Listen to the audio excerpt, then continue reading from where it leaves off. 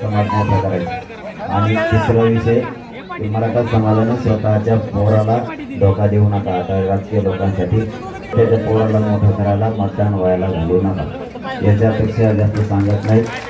आणि आपण काल लई लोकांचा आग्रह होता, आपल्या खूप लोक आमरण उपोषण महाराष्ट्रातल्या महिला म्हणूया आंतरवालीतल्या सगळ्यांच्या मिळून सगळ्यांच्या आणि मठाधिपती नारायणगडाचे शांततेत येत जा, शांततेत जा, आरक्षण मिळून एक जीवन राहा। धन्यवाद।